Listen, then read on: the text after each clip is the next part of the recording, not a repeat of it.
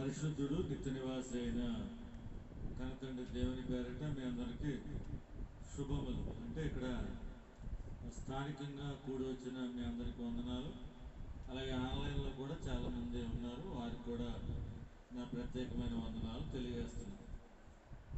సరే, గడిచిన ఈ 3 రోజుల్లో 3 ప్రాముఖ్యమైన సంగతులను మనం ధ్యానం చేసాం. మా తమ్ముడు లక్ష్మణ్ చెప్పినట్టుగా, లక్ష్మణ మొదటి రోజు ఏం చెప్పుకున్నాం? సమయం యొక్క ప్రాముఖ్యత. అంటే ఒక్క క్షణం మిస్ అయినా మనం ఎంత నష్టపోతాం అనేది తెలుసుకున్నాం. రెండో రోజు ఏం చెప్పుకున్నాం? దావీదు యొక్క పాపం, దాని యొక్క పర్యవసానం, అంటే ఎన్ని ప్రాబ్లమ్స్ ఫేస్ చేయవలసి వచ్చిందో తెలుసుకున్నాం. నిన్నటి దినాన మూడవ రోజు ఏం తెలుసుకున్నాం? యోధా పత్రికలో చాలా సంగతులు, గ్రూపులుగా, సమూహాలుగా ఎంతమంది దేవునికి వ్యతిరేకంగా పాపం చేసి నష్టపోయారు, వ్యక్తిగతంగా ఎంతమంది దేవునికి వ్యతిరేకంగా పాపం చేసి నష్టపోయారో తెలుసుకున్నాం. దాదాపు 3 ప్రసంగాలు అయ్యాయి. ఈవేళ అంటే మా సంఘ బిడ్డలకి తెలిసిన ప్రసంగమే, మీకు కొత్తగా ఉంటుంది. ఈవేళ ప్రసంగ అంశం ఏంటంటే పులిసిన పిండి. ఏ పిండి? పులిసిన పిండి. అంటే ఇప్పుడు సంగతి అంతా ఏమైపోద్ది అంటారు? పులిసిపోద్దని అర్థం. అందుకనే ఇది 4వ రోజు ఆదివారానికి పెడితే బాగా పులి పెట్టవచ్చని 4వ రోజు ఆదివారానికి దీన్ని దాయటం జరిగింది. సరే, వాక్యంలోకి వెళ్ళిపోతాం. సమయం మనకి తక్కువ ఉంది కనుక. ఎంత టైం? మార్క్స్ సువార్త 8వ అధ్యాయానికి రండి. మార్క్స్ సువార్త 8వ అధ్యాయం 14వ వచనం నుండి మనం ఆలోచన చేద్దాం. మార్క్స్ సువార్త. వారు తినుటకు రొట్టెలు తెచ్చుటకు మరచిరి. దోణిలో వారి యొద్ద ఒక్క రొట్టె తప్ప మరి ఏమీ లేకపోయేది. ఇప్పుడు యేసు ప్రభు చెప్తున్నాడు ఏమనంటే, ఆయన చూచుకునుడి పరిసయ్యుల పులిసిన పిండిని గూర్చియు, హేరోదు పులిసిన పిండిని గూర్చియు జాగ్రత్త పడుడని వారిని హెచ్చరింపగా. చాలండి, బాగా ఆలోచించాలి. యేసు ప్రభు వారు మాట్లాడుతూ పరిసయ్యుల పులిసిన పిండి, దాని గురించి మీరు జాగ్రత్తగా ఉండండి అన్నాడు. తర్వాత హేరోదు పులిసిన పిండి, దానిని గురించి కూడా మీరు జాగ్రత్తగా ఉండాలి అని అన్నాడు. అసలు పులిసిన పిండి అంటే ఏంటో తెలియాలి. తర్వాత పరిసయ్యుల పులిసిన పిండి అంటే ఏంటో తెలియాలి. తర్వాత హేరోదు పులిసిన పిండి అంటే ఏంటో తెలియాలి. సరే, ఇప్పుడు పులిసిన పిండి అంటే తర్వాత చూద్దాం. తర్వాత హేరోదు, తర్వాత పరిసయ్యులు. ఈ పులిసిన పిండిలో ఇంకొక కేటగిరీ కూడా ఉంది, అది కూడా చూసాక అప్పుడు మొత్తం మనం డీటెయిల్గా పరిశోధన చేద్దాం. ఒకసారి మత్తయి సువార్త 16వ అధ్యాయం 6వ వచనానికి ఒకసారి రండి. మత్తయి సువార్త 16వ అధ్యాయం 6వ వచనం. అప్పుడు యేసు చూచుకొనుడి పరిసయ్యులు సద్దూకయ్యులు. ఇక్కడ ఇంకొక ఆయన కనపడ్డారు. ఎవరంట వీళ్ళు? సద్దూకయ్యులు అనే వాళ్ళు పులిసిన పిండి కూడా ప్రమాదమేనట. కనుక సద్దూకయ్యులు అనే పులిసిన పిండిని గురించి కూడా మీరు జాగ్రత్తగా ఉండాలి. వారితో చెప్పారు. కాగా వారు వద్దులేండి ఇంకా. అంటే మొత్తానికి 3 రకాల పులిసిన పిండిల గురించి మాట్లాడాడు, జాగ్రత్తగా ఉండమని. ఎవరెవరి పులిసిన పిండిట? ఒకటి హేరోదు పులిసిన పిండి, తర్వాత పరిసయ్యుల పులిసిన పిండి, ఇక్కడ సద్దూకయ్యుల పులిసిన పిండి. ఇప్పుడు ఇంతకీ పులిసిన పిండి అనే మాటకు అర్థం ఏంటి? పులిసిన పిండి అంటే మనకి పులిసిన పిండి అంటే మీకు అర్థం కాకపోవచ్చు, కానీ మీకు అర్థం అవటం కోసం మనకు తెలిసిన భాషలో చెప్తాను. పాలని పెరుగుగా తోడు పట్టడానికి తోడు చొక్క వేస్తారు. 1 లీటర్ పాలలో పెరుగు అవ్వాలంటే ఎంత వేస్తారు? తోడు చొక్క 1 అర లీటర్ వేస్తారా? ఎంత వేస్తారు? ఒక స్పూన్ వేస్తే సరిపోద్ది. అంటే పులియబెట్టేది ఎంత చిన్నగా ఉన్నా ఎంత ఎక్కువ పాలనైనా అది ఏం చేస్తుందంటే పులియబెట్టేస్తుంది. కనుక చెడు అనేది లేకపోతే పులియబెట్టేది పుల్లగా ఉన్నది ఏదైనా అది తక్కువగా ఉన్నా ఎంతో ఎక్కువ ఎక్కువ పాలను కానీ ఎక్కువ పిండిని కానీ అది ఏం చేస్తుందంటే పులి పెట్టేస్తుంది. కనుక పులిని పిండి అనే మాటకి, పులిసిన పిండి అనే మాటకి ఈవేళ మనం ఆలోచించాల్సిన విషయం ఏంటంటే, ఒకసారి చూడండి, ఇదే 16వ అధ్యాయం మత్తయి సువార్త క్రింద 11, 12 వచనాలు చెప్పాడు ఈ పులిసిన పిండి అంటే ఏంటి. తేను గుచ్చి జాగ్రత్త పడమంటున్నాడు, చెప్తున్నాడు ఇక్కడ. ఏమైందంటే, నేను రొట్టెలను గురించి మీతో చెప్పలేదు అని మీరు ఎందుకు గ్రహింపరు వేళనుకుంటున్నారు? పులిసిన పిండి గుచ్చి జాగ్రత్త పడండి అంటే రొట్టెల గురించి చెప్తున్నాడేమో, రొట్టెలు మర్చిపోయామని మనల్ని ఏమో తిడుతున్నాడేమో అని వీళ్ళు రొట్టెలకు సంబంధించిందేమో అని అనుకుంటున్నారు. మీరెందుకయ్యా నేను పులిసిన పిండి అని మాట్లాడుతుంటే మీరు రొట్టెల గురించి ఆలోచిస్తున్నారు అని చెప్తున్నాడు. ఇక్కడ రొట్టెలు కాదు, పరిసయులు సద్దుకయ్యులు అనువారి పులిసిన పిండిని గురించి జాగ్రత్త పడుడని చెప్పాను. 12వ వచనంలో చెప్తున్నాడు ఇప్పుడు డీటెయిల్స్. అప్పుడు రొట్టెల పులిసిన పిండిని గూర్చి కాదు గాని పరిసయులు సద్దుకైలు అని వారి బోధను గూర్చియే జాగ్రత్త పడాలి అంటున్నాడు. అంటే పులిసిన పిండి అంటే అర్థం ఏంటంటే తప్పుడు బోధ. ఈ తప్పుడు బోధ చాలా చిన్నగా కొంచెమే చెప్పినా మొత్తం బోధ అంతా కూడా ఏం చేస్తుంది, మార్చేస్తుంది, చెడగొట్టేస్తుంది. కనుక తప్పుడు విధానం చిన్నదైనా మొత్తం మన బ్రతుకు జీవితాన్ని ఇది ఏం చేస్తుందంటే పాడు చేసేస్తుంది. ఇలాంటిదే ఇప్పుడు ఎక్కువ పాలలో తక్కువ తోడు చుక్క వేసిన పెరుగు వేసిన ఎలాగైతే మిగిలిన పాలన్నీ పెరిగైపోతాయో, అలాగే ఒకవేళ ఒక పెద్ద గుండిగడ అంటారు, ఒకవేళ గుండిగడో లేకపోతే ఒక డ్రమ్ము పాలు ఏమో ఉన్నాయనుకోండి, ఒకవైపున కొద్దిగా విషం ఏమన్నా పోసి ఒక సైడు, సరే ఈ సైడ్ కదా విషం పోసాను, నువ్వు ఆ సైడు పాలు తీసుకు తాగమంటే ఎవడన్నా తాగుతుందా? నేను పోసింది ఈ సైడ్ కదా, మిమ్మల్ని పాలు తాగమంటలేదు ఆ సైడు అంటే అప్పుడు ఏమంటారు మీరు?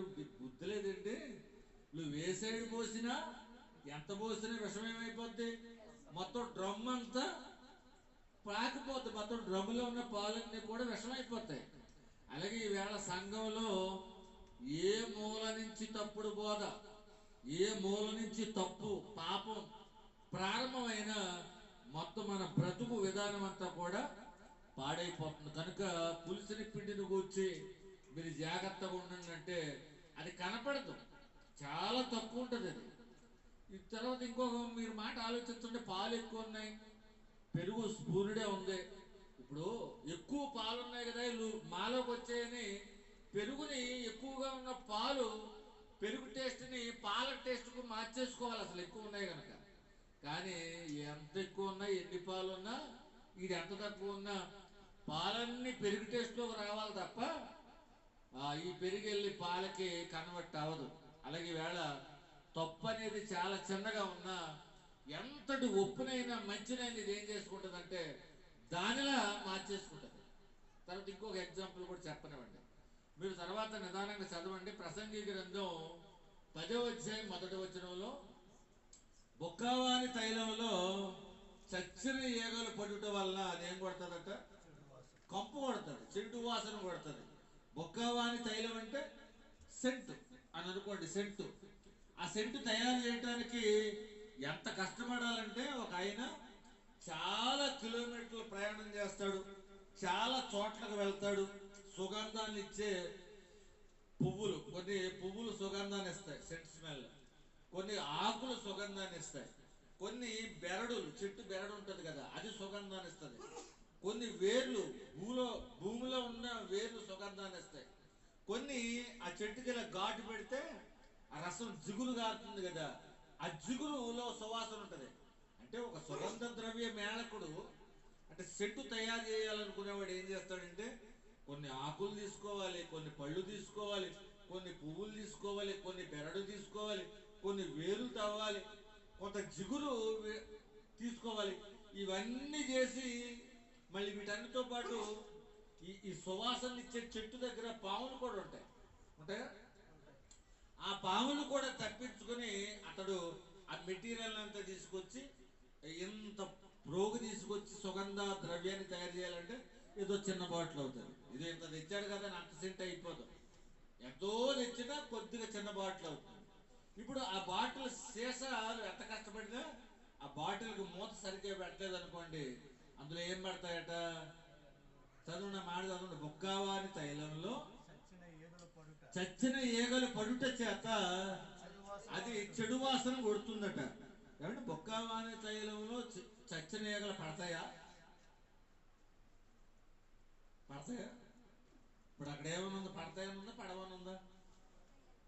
పడతాయని ఉందమ్మా? పర్వాలేదు చెప్పండి. పడుట వలన, చచ్చిన ఈగలు పడుట వల్ల. ఇప్పుడు సెంటు బాటిల్ ఇక్కడ టేబుల్ మీద పెట్టాను. అక్కడెక్కడ ఈగ చచ్చింది. ఈగ ఎగురొచ్చి పడిన తర్వాత వస్తుందా, లేక అక్కడ చచ్చిపోయిన ఈగ ఇక్కడికి ఎదురు వస్తుంది? అది ఎగురొచ్చి పడ్డాక ఉప్పు జలుపుకు చావాలి. ఇప్పుడు అక్కడ ఏమైనా ఉంది బైబిల్లో? చచ్చిన ఈగ బొక్కవాని తైలంలోకి వచ్చిందట. ఇది ఎలా వస్తుంది అంటే ఎవడో థర్డ్ పర్సన్ ఎవడో కూడా ఉన్నాడు, వాడే సాతాను. కనుక ఎక్కడో చచ్చిన ఈగ లాంటి ఒక వ్యసనము లేకపోతే ఏదో వస్తువు ఇవాళ చూడండి, ఇదంతా ఇది ఈ సెల్ ఫోన్ తెగ చూసేస్తున్నారు.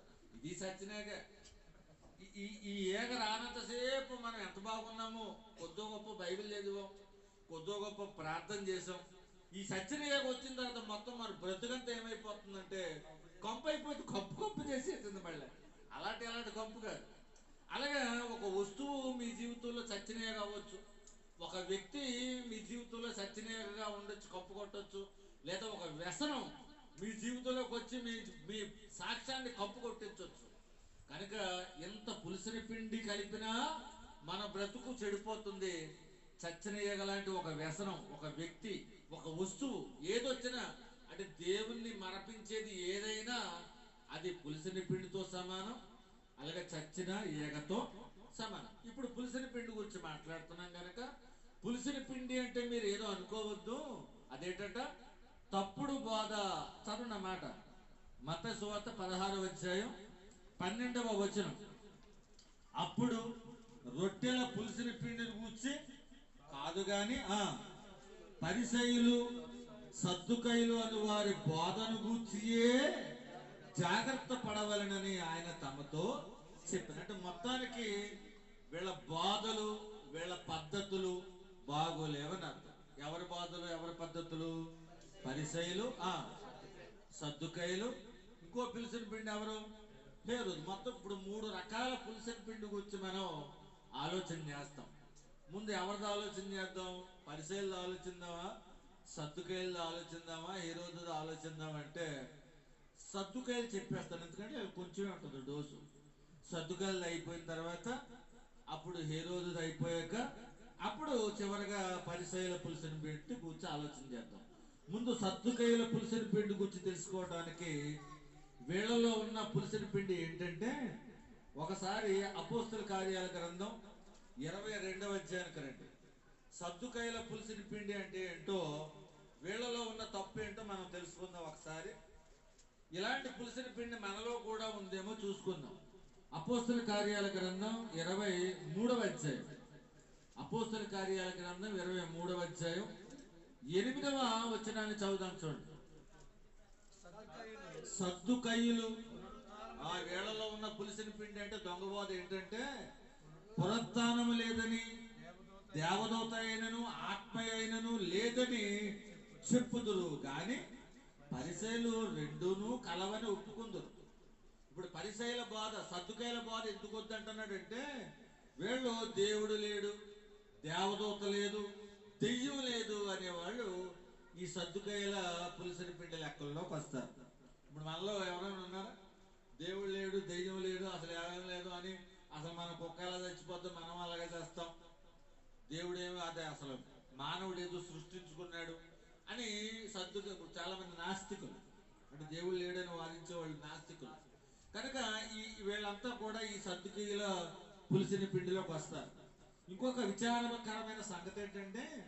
ఈ సద్దుకాయలు ఒకప్పుడు దేవుని ధర్మశాస్త్రాన్ని బాగా ఎరిగిన వారంట. అంటే ఆది కాండం నుండి ద్వితీయోపదేశ కాండం వరకు 5 పుస్తకాలు ధర్మశాస్త్రాన్ని కలిగిన వారు ప్రారంభం. అలాంటి ధర్మశాస్త్రాన్ని కలిగిన వారు అలాగలా వస్తూ వస్తూ వస్తూ వస్తూ చివరికి దేవుడు లేడు, దెయ్యం లేదు, ఆత్మ లేదు, దేవదూత లేదు అనే కాడు బయలుదేరారు. ఇదేంటండి, ఒకప్పుడు దేవుడిని నమ్ముకున్నారు కదా, సాదోకు అనే యాజకుడు వంశం నుంచి వచ్చారండి. అందుకనే సాదోకు సద్దుకు అని ఉంటుంది, వస్తుంది ఆ పదం అందులోంచి వచ్చింది. మరి సాదోకు యాజకుడు అయినప్పుడు ఆ సాదోకు అనే యాజకుల్లోంచి వచ్చిన వీళ్ళు కూడా దేవుడిని నమ్ముకోవాలి కదా. మరి వేళ దేవుణ్ణి మేము ఎరగం, దేవుడు లేడు అనే పరిస్థితి ఎందుకు వచ్చింది అంటే మీరు ఆలోచించండి. ఆనాడు ఒకప్పుడు ప్రపంచ నాగరికత ఎరిగిన మొదట్లో ఈజిప్ట్ నాగరికత ఉంది.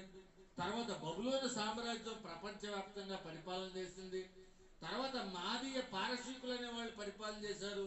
తర్వాత గ్రీకులు అనే వాళ్ళు పరిపాలన చేశారు. ఇప్పుడు మీరు ఆలోచిస్తే ఈ సద్దుకోలైన వాళ్ళు ప్రారంభం నుంచి దేవుని బిడ్డలుగా వస్తూ వస్తూ వస్తూ వస్తూ బబులోను సామ్రాజ్యంలోనూ వీళ్ళు దేవుని బిడ్డలుగానే ఉన్నారు. మాదీయ పారసీకుల్లో కూడా దేవుని బిడ్డలుగా ఉన్నారు. కానీ గ్రీకు సామ్రాజ్యం వచ్చేటప్పటికి వీళ్ళు ఏమైపోయారంటే ఆ దేవుడు లేడు, దెయ్యం లేదనే కాడికి వచ్చారు. ఎందుకంటే గ్రీకులు సహజంగా దేవుని వీళ్ళ నమ్మరు, వీళ్ళ జ్ఞానం తత్వజ్ఞానం వెతుకుతారు. కనుక ఇప్పుడు గ్రీకు సామ్రాజ్యంలో మాకు ఉద్యోగాలు రావాలంటే దేవుడు ఉన్నాడనో లేకపోతే ధర్మశాస్త్రం ఉందనో దేవుని పేరు చెప్తే మాకు ఈ గ్రీకు సామ్రాజ్యంలో మాకు ఉద్యోగాలు రావు. కనుక దేవుడు లేడని మనం వాళ్ళతో కూడా కలిసిపోయి ధర్మశాస్త్రాన్ని పక్కన పడేసి మేము కూడా దేవుడు లేడు అని అంటే అప్పుడు మాకు ఉద్యోగాలు వస్తాయని యాజక వంశంలోంచి వచ్చిన ఈ సద్దుకైలు కూడా ఉద్యోగ వ్యాపారాల కోసం దేవుడు ఉన్నాడు అనే వంశంలోంచి వచ్చి యాజకత్వపు చేసే వంశంలోంచి వచ్చిన వీళ్ళు దేవుడు లేడు అంటున్నారు. ఇప్పుడు మీరు కూడా చూడండి, ఈ పులుసుని పిండి మనలో కూడా ఉంటది. ఒకవేళ క్రిస్టియన్ అని చెప్పుకుంటే నాకు ఎక్కడ ఉద్యోగం రాదేమోనని, మాకు దేవుడితో సంబంధం లేదండి, మేము క్రిస్టియన్స్ మేమే కాదు అనేవాళ్ళు ఉన్నారా లేరంటారా? కనుక వేళల్లో ఏముందంటే సద్దుకీల పులిసిన పిండి వేళల్లో కూడా ఉంది. అంటే నీ మేలు కొరకు, ఏదో సంపాదించడం కొరకు, ఏదో ఒక ఉద్యోగము ఏదో నిలబెట్టుకోవడం కొరకు నువ్వు క్రైస్తవుడు అయినా నేను క్రైస్తవుని కాను, అసలు దేవుణ్ణే నమ్మను అని చెప్పే పరిస్థితి అప్పుడప్పుడు కొంతమందికి దాపురిస్తూ ఉంటుంది. అంటే వేళల్లో ఏమొచ్చిందంటే సద్దుకాయలు అని పులిసిన పిండి వచ్చేసింది. అదొస్తుంది. కనుక ఇలాంటి సద్దుకాయల పులిసిన పిండి మీలో ఉందేమో జాగ్రత్తగా చూసుకోండి అంటున్నాడు. పైకి ఈ మాటలు ఎవరికి చెప్తున్నాడు? శిష్యులకే చెప్తున్నాడు. ఇదేంటండి, శిష్యులకి చెప్తూ సద్దుకాయల పులిసిన పిండి, పరిసయ్యుల పులిసిన పిండి మీలో ఉండకూడదు అని చెప్తున్నాడంటే వీళ్ళల్లో ఎవరైనా ఇలాంటి పులిసిన పిండికి మారిపోయే ప్రమాదం ఉందని ఒకవేళ దేవుడు ముందుగానే గ్రహించుంటాడేమో. మీరు ఆలోచించండి, దాదాపుగా ఈ ఎగ్జాంపుల్స్ ఎవరిని ఉద్దేశించి చెప్పుకుంటాడంటే బహుశా యోధా గురించి, పేతురు గురించి అయి ఉండొచ్చు. చూడండి వీళ్ళు ఏం చేశారు, ఎత్తరు చివరికి వచ్చేటప్పటికే దేవుడు అసలు నాకు తెలవదు యేసుప్రభువు ఎవడు అన్నాడు. ఎవరు? పేతురు గారు. ఇప్పుడు అదే చెప్తున్నారు, సద్దుకాయలు కూడా అదే అన్నారు కదా, అసలు దేవుడు లేడు, దెయ్యం లేదు, దేవదూతలు లేవు, ఆత్మలు లేవు అని ఎలాగైతే అంటున్నారో అసలు యేసుప్రభువు ఎవడు నాకు తెలవదు అన్నాడు. జాగ్రత్త. అంటే సద్దుకాయల పులిసిన పిండి తెలుసో తెలియకో ఆ పేతురు గారు కూడా అప్పుడప్పుడు అలాగ పొరపాటు స్టేట్మెంట్స్ ఇవ్వటం, పొరపాటు మాటలు ప్రవర్తించడం జరిగింది. సరే, ఇప్పుడు మనలో కూడా ఈ సద్దుకాయలు అనే పులిసిన పిండి మీరు ఎక్కడైనా ఎట్టి పరిస్థితుల్లోనైనా నేను దేవుని బిడ్డను చెప్పడానికి మీరు ఒప్పుకుంటారమ్మా? అమ్మ నువ్వు క్రిస్టియన్ అయితే నీకు ఉద్యోగం ఏమన్నా అని అన్నాడు అనుకోండి, నువ్వు ఉద్యోగం ఇవ్వకపోయినా పర్లేదు నేను క్రిస్టియన్నే అని చెప్తారా? చెప్పాలి. ఒకవేళ నువ్వు క్రిస్టియన్ అని అంటున్నావు కనుక ఒకవేళ నీ ప్రాణానికి ప్రమాదం లేదు, యేసుప్రభువుని నమ్ముకోవట్లేదని చెప్తే నేను వదిలేస్తాం అని అన్నారు అనుకోండి, అప్పుడు ఏమంటారు? అప్పుడు మనకి ఏం గుర్తుకొస్తో తెలుసా? బతుకుంటే బలిసారి తినొచ్చు, అసలు ముందు వీడి దగ్గర లేడని ఒప్పేసుకుందాం, ఆ యేసుప్రభు మా తెలవదని వెళ్ళిపోతే బతికిపోయొచ్చు, తర్వాత అప్పో గొప్పగా భక్తి చేసేద్దాం, అప్పుడు మనకి బ్రతుకుంటే బలిసాకు లేకపోతే పావు వలె వివేకంగా ఉండమన్నాడు. ఇలాంటి మనం తప్పించుకుని తెలివితేటలు మనకు గుర్తుకొస్తూ ఉంటాయి. ప్రాణం పోయినా సరే నేను నా ప్రభువుని విడిచిపెట్టను అని నిలబడగలిగితేనే రేపొద్దుట మనకి పరలోకం ఇవ్వడానికి దేవుడు ఎప్పుడు సిద్ధం. అంతేగాని ఏదో చిన్న చిన్న వ్యాపార లబ్ధి కోసము, ఉద్యోగ లబ్ధి కోసము, చిన్న చిన్న ప్రయోజనాల కోసము మనం కూడా ప్రభువుని వదిలేసుకుంటే ఈ సద్దుకాయల పులుసుని పిండి మనలో కూడా ఉంది. కనుక చాలా జాగ్రత్త. అర్థమైందా? సద్దుకాయల పులుసుని పిండి అంటే ఏంటో. సద్దుకాయల పులుసుని పిండి అంటే అవసరాన్ని బట్టి దేవుడు లేడు, ఉన్నాడు, ఇలాగా నాటకాలు ఆడుతూ తిరుగుతూ ఉంటాం అనమాట. అంటే వ్యాపారం లేకపోతే ఉద్యోగం కొరకు దేవుడిని విడిచిపెట్టడానికి ఆయన పేతురులాగా నాకు అసలు ఆయన ఎవరో తెలవదు, ఆయనకి నాకు సంబంధం లేదు అనే కాడికి మనం కూడా తెగబడతాం అప్పుడప్పుడు. కానీ పేతురు రిపెంట్ అయ్యాడు, మారుమనసు పొందాడు.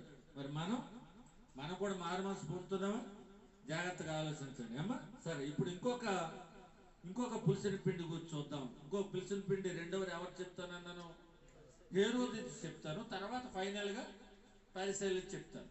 ఇప్పుడు మీరు చూడండి, 3 పులిసిన పిండి గురించి జాగ్రత్తగా వినండి. తర్వాత లాస్ట్లో అడుగుతాను ఏ పులిసిన పిండితో ఎక్కువ ప్రమాదం అనేది. అప్పుడు మీరు ఐడెంటిఫై చేసి, ఆహా సద్దుకాయల పులిసిన పిండి అంటే అదా, లేదు పరిశీల పులిసిన పిండి అంటే ఇదా, హేరోదు పులిసిన పిండి అంటే ఇదా. అమ్మో, ఈ మూడు ప్రమాదమే, కానీ ఈ మూడిట్లో ఇది ఇంకా ప్రమాదం అనే సంగతి మీరు లాస్ట్కి మీరు ఐడెంటిఫై చెయ్యాలి. తర్వాత ఇప్పుడు రెండవది హేరోదు అనే పులిసిన పిండి గురించి మనం ఆలోచన చేద్దాం. హేరోదు అనే పులిసిన పిండి గురించి తెలుసుకోవడానికి మార్కు సువార్త 6వ అధ్యాయం 14వ వచనం చదువుదామండి. కొంచెం ఇది చాలా హార్ష్గా ఉంటుంది, అంటే కొంచెం బాధ పెట్టేటట్టుగా ఉంటుంది, కఠినంగా మాట్లాడవలసి వస్తుంది. మీరేం ఫీల్ అవ్వకండి. నాకు ఒక క్షణం ఆగండి. అప్పుడప్పుడు కొన్ని సీరియల్స్కి, కొన్ని సినిమాలకు ముందు ఇందులో వస్తున్న సన్నివేశాలు కానీ ఎవరిని ఉద్దేశించినవి కావు, ఇది కేవలం కల్పితం మాత్రమే అని అంటారు కదా. అలాగా మిమ్మల్ని ఎవరిని ఉద్దేశించి మాత్రం చెప్పట్లేదు, కానీ మీకే చెప్తున్నాను. అంటే పర్సనల్గా నాకు ఎటువంటి కక్షలు ఏమి లేవు, ఈ సమాచారాలు ఏమి నాకు తెలియదు. ఎందుకు చెప్తున్నానంటే ఇది కేవలం ఎవరిని నొప్పించడానికి కాదు, ఏదో ఉంది కాబట్టి చెప్తున్నానంటే ఇది ఏమవుతుందని అర్థం, నొప్పించే అవకాశాలు చాలా వస్తాయని. ఈ మాటలు అంత కఠినంగా ఉంటాయి. ఆ తల్లిదండ్రులుగా కొన్ని మాటలు కఠినంగా ఉంటాయి, పిల్లలకి కొన్ని మాటలు కఠినం అనిపించవచ్చు. మొత్తానికి ఏమైతేనే మీకు ఏదైనా మనసు నొచ్చుకునే మాట కనుక మీకు వినిపిస్తే బ్రతుకు సరి చేసుకోండి, అంతేగాని నా బోధ సరి చేయడానికి మీరేం ప్రయత్నం ఏమీ చేయకండి. ఇప్పుడు మీకు ఏదైనా మాట నొప్పి అయింది అనుకోండి, ఎందుకు నొప్పి అయింది అది? మీరు ఆ తప్పు చేస్తూ ఉంటే నొప్పి అవుద్ది. లేదు మీకు అలాంటి తప్పుతో మీకేం సంబంధం లేదనుకోండి, హ్యాపీగా ఉంటారు మీరు. ఒకవేళ లేదండి నేను ఎలాంటి తప్పు చేశాను, నిజంగానే నేను కూడా ఎలాంటి పొరపాటు చేశాను అని అనిపిస్తే ఏం చేయాలి మీరు? వీడు నా గురించే చెప్తున్నాడు అని అనుకోకండి, ఆ తప్పుని సరి చేసుకోవడానికి ప్రయత్నం చేయండి. ఇక ప్రారంభిద్దామా? సరే, చదువుదాం చూడండి. మార్కు సువార్త 6వ అధ్యాయం 14 నుంచి. ఆయన కీర్తి ప్రసిద్ధమైన గనుక రాజైన హేరోదు ఆయనను గూర్చి విని, ఎవరు గూర్చి? యేసు ప్రభువును గూర్చి విని, యేసు ప్రభువును గూర్చి విన్న ఆయన బాప్తిస్మం ఇచ్చే యోహాను అనుకుంటున్నాడట. బాప్తిస్మం ఇచ్చి యోహాను మృతులలో నుండి లేచి ఉన్నాడు గనక అతని యందు అద్భుతములు క్రియారూపకములగుతున్నవని చెప్పారు. ఇతరులు ఈయన ఏలియానియు, అంటే యేసు ప్రభుని కొంతమంది ఏమో ఏలియా అనుకుంటున్నారట. తర్వాత ఈయన ప్రవక్తనియు, ప్రవక్తలలో ఒకని వలె ఉన్నాడని చెప్పుకొని చుండేది. అయితే హేరోదు విని, నేను తలగొట్టించిన యోహానే, నేను ఎవరినైతే చంపించానో ఆ యోహానే వచ్చేసాడు. అంటే ఎందుకు భయపడుతున్నాడు ఈయన? తప్పు చేశాడు గనక, ఒక వ్యక్తిని చంపించేశాడు గనక దేవుని బిడ్డని. ఇప్పుడు అతడు దేవుని శక్తితో మళ్ళా బ్రతికిపోయాడేమో, నన్ను ఎక్కడ చంపడానికి వచ్చాడు అని భయపడుతున్నాడు రాజు. ఎప్పుడైనా సరే నీతిమంతులు సింహము వలె ధైర్యంగా ఉండాలి, కానీ నువ్వు భయపడుతున్నావంటే అర్థం ఏంటి? మొత్తానికి నువ్వు తప్పు చేసావని అర్థం. అంటే హేరోదు భయపడుతున్నాడు అంటే అర్థం ఏంటి? హేరోదు ఏం చేశాడు? తప్పు చేశాడు. చూద్దాం ఇప్పుడు ఏం తప్పు చేశాడు. ఎలాంటి తప్పు చేశాడు, ఎవరి వల్ల తప్పు చేశాడు, అసలు హేరోదు నిజంగా మంచోడా చెడ్డోడా చూద్దామే. ఇప్పుడు హేరోదు పులిసిన పిండికి వచ్చి ఆలోచన చేస్తున్నాం. చదవండి ఇప్పుడు హేరోదు గురించి ఏంటంటే, అయితే హేరోదు విని నేను తలగొట్టించిన యోహానే అతడు మృతులలో నుండి లేచి ఉన్నాడని చెప్పాను. హేరోదు తన సహోదరుడకు ఫిలిప్పు భార్య అయిన హేరోదియను పెళ్లి చేసుకునినందున అన్నాడు. ఇక్కడ మర్యాద ఏదో పెళ్లి చేసుకునినందున అని ఉంటది. పెళ్లి ఏం చేసుకోలేదని తీసుకొచ్చేసాడు అంతే. ఎవరు? హేరోదు గారు. ఎవరి భార్యని? ఆ సహోదరుడు భార్య, ఫిలిప్పు భార్య. అటు మరదల వరుస అయింది. మొత్తానికి పాపం నిజంగా హేరోదు వంశీకులలో అందరు దుర్మార్గులేనండి. కొద్దో గొప్ప ఎవడైనా మంచోడు ఉన్నాడు అంటే ఈ ఫిలిప్ అనే ఆయనే. ఆ మంచోడికి ఎంత పనికిమాలింది దొరికింది చూసారా? ఎవరు? హేరోదే అనేది. మంచోడితో కాపురం చేసుకోవాలి శుభ్రంగా, ఫిలిప్ భార్యగా ఉండాల్సిన ఈవిడ ఆయన మంచితనం నచ్చలేదు, వీడు పొగరబోతనం నచ్చింది. జాగ్రత్తగా కట్టుకున్న భర్తని ఫిలిప్ని విడిచిపెట్టేసి ఇదిగో ఈ హేరోదుతో వచ్చేసిందట. చదవండి మాట చదవండి. హేరోదిని పెళ్లి చేసుకున్నందున యోహాను అంటున్నాడు, ఇప్పుడు నీ సహోదరుని భార్యను చేర్చుకొనుట నీకు న్యాయము కాదని హేరోదుతో చెప్పాను గనుక. ఇప్పుడు ఈయనేమో అసలే మంచి రోషం కలిగిన ప్రవక్త. ఎవరాత్మ పనిచేస్తుంది? బాప్తిస్మం ఇచ్చే యోహానులో ఏలియా గారి ఆత్మ ప్రేరేపిస్తుంది. ఏలియా గారిని దేవుడైతే ప్రేరేపించి రోషము కలిగిన ప్రవక్తగా ఉంచాడో ఆ ఏలియా లాంటి ఆత్మ కలిగిన వాడే ఈ బాప్తిస్మం ఇచ్చి యోహాను. కాంప్రమైజ్ అయ్యి నెమ్మదిగా చెప్పే విధానం ఈయన దగ్గర లేదు. ఒకనాడు ఏలియా ఏం చేశాడు? యెజెబెలు తన భర్త విషయంలో నాబోతు అనే వాని యొక్క తోట, ద్రాక్ష తోట తీసేసుకుంటే ఖచ్చితంగా చెప్పాడు, మీరు చక్కగా చచ్చిపోతారా, ఏం లేదు, కుక్కలు లెక్కేస్తాయి మీరు రక్తానని. అంటే రాజుకి రాణికి వార్నింగ్ ఇస్తే ఈయన చంపేస్తారని తెలిసిన వార్నింగ్ ఇవ్వగలిగిన వాడు ఎవరంటే ఏలియా. అలాంటి ఆత్మను కలిగిన వాడే ఇదిగో ఈవేళ యోహాను గారు. వెళ్ళాడట. హేరోదు ఎంత దుర్మార్గుడో తెలుసు, హేరోది ఎంత దుర్మార్గురాలో తెలుసు. అయినా నన్ను చంపేస్తారని తెలిసిండు కూడా ఉన్న మాటను ఉన్నట్టుగా చెప్పగలిగిన వాడు ఎవరంటే బాప్తిస్మమిచ్చు యోహాను. నీ సహోదరుని భార్యను చేర్చుకొనుట నీకు న్యాయము కాదని హేరోదుతో చెప్పాడు. ఇక్కడి నుంచి చూద్దాం. చూడండి ఇక్కడ హేరోదు క్యారెక్టర్ ఎలా ఉంటుందంటే కాసేపు మంచోళ్ళలా కనపడుతుంది, కాసేపు దొంగలా కనపడుతుంది. కాసేపు అయ్యో హేరోదు మనం అనుకున్నంత చెడ్డోడు ఏం కాదులేండి అని అనిపిస్తుంది. అమ్మ బాబో హేరోదు లాంటి పరిమాణంలో ఎవడో లేడు అనిపిస్తుంది. ఇప్పుడు ఎలాంటి క్యారెక్టర్ మనలో ఏమైనా ఉంటుందంట? మనం మంచివాళ్ళవా చెడ్డవాళ్ళవా?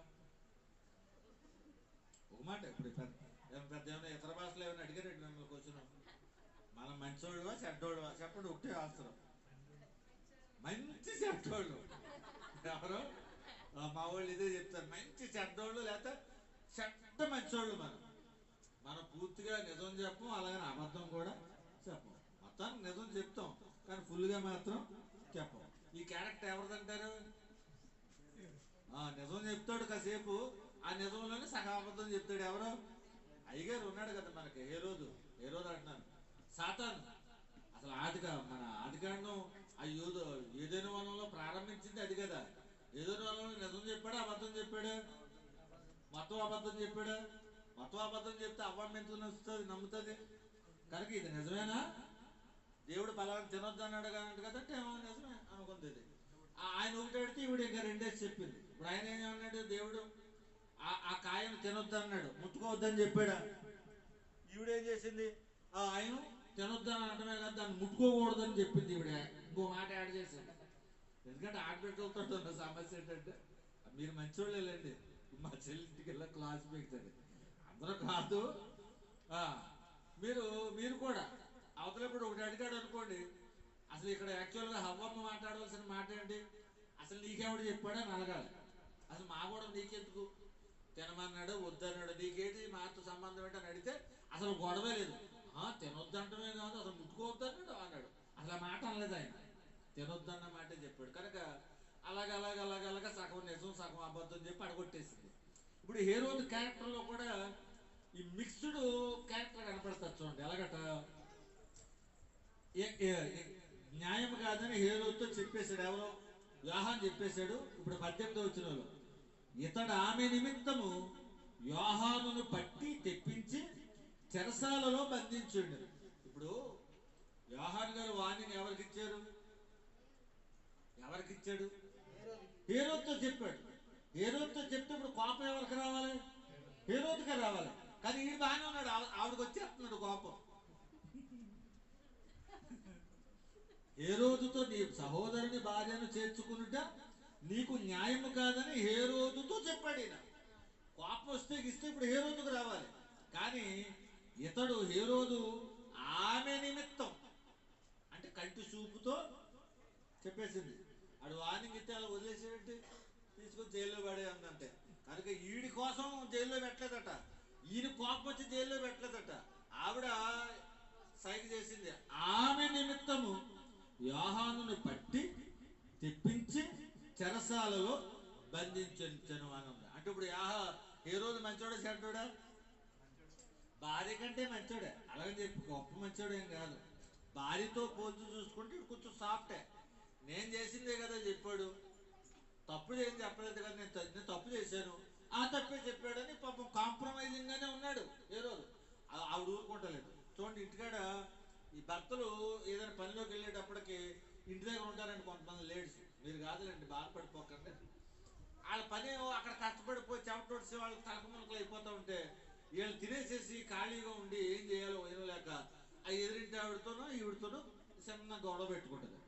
గొడవ పెట్టుకుని సాయంకాలం అయిపోయింది. ఆగే మా ఆయన వచ్చాక చెప్తానంట ఈవిడ.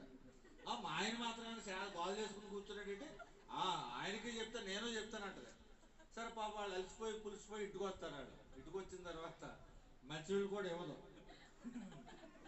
అది వెళ్ళు, అది ఎలాగ వాగింది, మరి నువ్వేం చేస్తావు చెయ్యంట. నాకేం తెలిసే, నేను ఇప్పుడే కదా వచ్చానంటే నువ్వు వెళ్తావా నన్ను వెళ్ళమంటావా అంటే ఇప్పుడు మగవాడు ఏం చేస్తాడు? సరే ఇక సావోరేవో అక్కడే చేస్తావులే అది గొడవ తెలవకపోయినా ఈ స్త్రీల మాటను గురించి ఏం చేస్తారంటే వీళ్ళు గొడవ పడతారు. కనుక గొడవ తగ్గటానికైనా ఆడవారే కారణం, గొడవ పెరగటానికైనా ఆడవారే కారణం. మిరియాము గురించి మీరు నేర్చుకున్నప్పుడు మీరు చదవక్కర్లేదులే. నిర్మాకాండం 2వ అధ్యాయం 7వ వచనంలో ఉంటుందండి.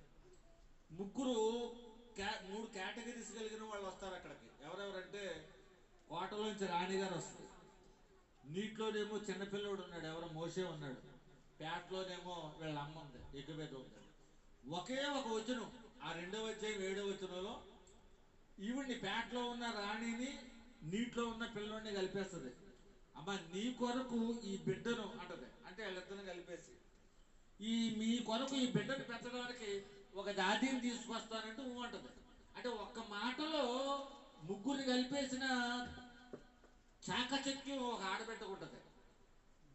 అంటే ఒక రాణిని, ముగ్గురు క్యారెక్టర్స్ కేటగిరీస్ ఒకటి కాదు. ఒక ఆవిడేమో రాణి, ఒకడేమో బానిస బిడ్డ, ఒక ఆవిడేమో బానిస తల్లి. పోనీ ఏజ్ గ్రూపులు కూడా ఒకటి కాదు. ఒకటి చిన్నపిల్లోడు, ఒకడేమో రాణి, ఒకడేమో తల్లి. మొత్తం ఒక ఆవిడ రాణి అయింది, ఒకడేమో బానిస పెట్టాడు, ఒక ఆవిడేమో బానిస అయింది. ఇలాగా వివిధ రకాలైన కేటగిరీస్ లో ఉన్న వాళ్ళు కూడా ఒక ఆడబిడ్డ తలుచుకుంటే ఒక్క మాటతో ముగ్గురిని కలిపేయగలదు. ఇదే ఆడబిడ్డ తలుచుకుంటే కలిసి ఉన్న ముగ్గురిని 3 దారులు చేసేయగలదు. అంతేనా? మాట్లాడలేదు ఆడ, నా గురించి చెప్తున్నాడు. నేను ముందు పొగిడానే మిమ్మల్ని, మీరేం చేయగలరని చెప్పాను. ఎక్కడెక్కడో ఉన్నవాళ్ళు కూడా ఒక్క మాటతో కలిపేయగలరని అన్నాను లేదా? అన్నాను. మరి కలిపేయగలిగిన వాళ్ళు అవసరమైతే మరి వినగొట్టే అవకాశం ఉందా లేదా? నేను అక్షయ మేము మాట్లాడుకుంటూ దావీదు చాలా యథార్థంగా ఉన్నాడు కదా అన్నయ్య, ఎందుకు సౌలు గారు మరి అన్ని పరిగెత్తించి చంప చూశాడు అని అంటే, అమ్మ ఆడబిడ్డలు పెట్టిన పెట్టది, ఆ పాటలు పాడారు, కుదురుగా పాడవచ్చు కదా. సౌలుకు 1000 కొలది, దావీదుకు 1000 కొలది అంటే వదిలిపోరు. సౌలు 1000 కొలది సంపాదించారు, దావీదు 10,000 కొలది అని పొల్లెట్టేటప్పటికి మొత్తానికి రంగం చెడిపోయింది. కనుక దావీదు ఏం తప్పు చేయలేదమ్మా. ఈ ఆడపిల్లలు పాడిన పాట దావీదు బతుకే వచ్చిందంటే సావుకు వచ్చింది. కనుక ఆడపిల్లలు పొగిడారని ఫీల్ అయిపోకండి, తర్వాత మీకు సావు ఉందని అర్థం. అది అమ్మో నన్ను కాబట్టి పొగిడేస్తుందా అని అనుకోకండి, ఎవడో మిమ్మల్ని తరిమేస్తాడు తర్వాత. సరే ఇక్కడికి వచ్చేసండి. ఇతడు ఆమెను నిమిత్తము యోహానును పట్టి తెప్పించి చెరసాలలో బంధించేటండి. ఇప్పుడు చూడండి, హేరోదియ అతని మీద పగబెట్టి అతన్ని చంపింపగోరెను గాని ఆమె చేతగాకపోయేను. ఇప్పుడు చంపేద్దాం అనుకుంటుందండి, ఏదో జైల్లో పెట్టించో చాలట్లేదా, నీ కక్ష తీరట్లేదా అంటే, ఇప్పుడు హేరోదు మగోడు పగ కంటే ఈ ఆడవాళ్ళ పగ సచ్చేదాకా తీరదనమాట. అమ్మ మిమ్మల్ని అందుకని అన్నాను ప్రారంభం, ఇది ఎవరిని ఉద్దేశించింది కాదు అన్నది. ఎందుకంటే మీరు ఉద్దేశింపబడతారన్న సంగతి నాకు బాగా తెలుసు. కనుక హేరోదు కూల్గానే ఉంటున్నాడు. ఇంకా చూడండి, ఇంకా హేరోదు ఎంత మంచిగా చేస్తాడు. ఈవిడికేమో చంపించేయాలని అనుకుంటుంది కానీ టైం దొరకలేదట. ఎవరికి? హేరోదియకి. అప్పుడు ఈయన ఏం చేస్తాడట, చదవండి. హేరోదియ అతని మీద పగబెట్టి అతన్ని చంపింపగోరిని గాని ఆమె చేత కాకపోయేది. ఎందుకనగా యోహాను నీతిమంతుడును పరిశుద్ధుడనకు మనుషుడని హేరోది ఎరిగి అతనికి భయపడి అతన్ని కాపాడుచూ వచ్చాడు. అబ్బాయి ఎంత మంచోడండి హేరోదు. ఇప్పుడు హేరోదు మంచోడా చెడ్డాడా? ఇక్కడ మంచోడు అనిపిస్తుంది కదా, ఇక్కడ మంచోడు అనిపిస్తుంది కదా. అంటే కాపాడుతున్నాడట. ఎందుకంటే నిజంగా మా ఆవిడ అసలు మంచిది కాదు, అసలు ఎవరినైనా చంపించేస్తుంది. ఇప్పుడు యోహాను ఎక్కడ చంపించేస్తుందని వెళ్ళి యోహాను చెరసాల దగ్గర కూర్చుంటున్నాడట ప్రతిరోజు వెళ్ళి. ఆయనేమో ఊతలలోనే యోహాను గారు ఉన్నారు, ఊతలేమో ఈయన కూర్చుంటున్నాడు. ఎందుకు? ఒకవేళ నేను ఇక్కడ లేకుండా ఎక్కడైనా ఉంటే షార్ట్మాటికి ఎవరినో ఒక ఏర్పాటు చేసి లేపించేద్దని తెలుసు, ఆవిడ ఎంత డేంజరో తెలుసు. కనుక యోహాను గారిని కాపాడటానికి యోహాను గారి జైలు దగ్గరికి వచ్చే కూర్చుంటున్నాడట. ఈయన కాపాడుచూ వచ్చాను. మరియు అతని మాటలు వినినప్పుడు చూడండి, మీరు చూడండి ఇప్పుడు సీన్ ఎంత బాగుంటుందో. హేరోదు గారు వచ్చాడు, వార్నింగ్ ఇచ్చాడు. సరే వార్నింగ్ ఇస్తే ఎవరు మన బాప్తిస్మా ఇచ్చే యోహాను వచ్చాడు, వార్నింగ్ ఇచ్చాడు. హేరోదు పెద్ద ఫీల్ అవ్వలేదు. సరే నేను తప్పు చేశానని అనుకున్నాడు. ఆవిడ మాత్రం ఊరుకోలేదు, జైల్లో పెడతావు లేదో కుదరదంటే సరే జైల్లో పెట్టించాడు. సరే జైల్లో పెట్టించాడు. ఆవిడ కోపం తీరిపోద్దేమో అని పెట్టించాడు. కానీ ఆవిడ కోపం ఇంకా తీరట్లే. లేపేసేదాకా నా కోపం తీరదు అంటుంది పాపం. వీడికి అర్థమైంది, బాబోయ్ మా ఆవిడతో పెట్టుకుంటే పని వెళ్ళాలి, చంపేసేలా ఉంది. ఈయన చూస్తేనేమో ప్రవక్త, ప్రజల్లో పేరెందుకు కలిగిన వాడు, ఒకవేళ నా భార్య కనుక కోపపడి ఈ ఈ యోహాను గారిని తెప్పించేస్తే నా పనులు పోయే ప్రమాదం ఉంది. ఇప్పుడు ఎందుకంటే పైన వీళ్ళు అపాయింట్ చేయాలి, రోమన్ గవర్నర్స్ వీళ్ళని అపాయింట్ చేస్తారు ఆ ఏరియాలకి. ఇప్పుడు ఇక్కడ ఏమైనా కంప్లైంట్ వచ్చింది అనుకోండి, వీళ్ళ ఉద్యోగాలన్నీ కూడా ఖాళీ అయిపోతాయి. అందుకని జాగ్రత్తగా ఈ కేసులు గీసులు లేకుండా చూసుకోవాలని జైల్లోనేమో యోహాను పెట్టి ఆ లోన ఊసలవతల ఆయన ఉన్నాడు, ఊసలవత ఈయన ఉన్నాడు. ఎందుకున్నాడు? కాపాడటానికి కూర్చున్నాడు.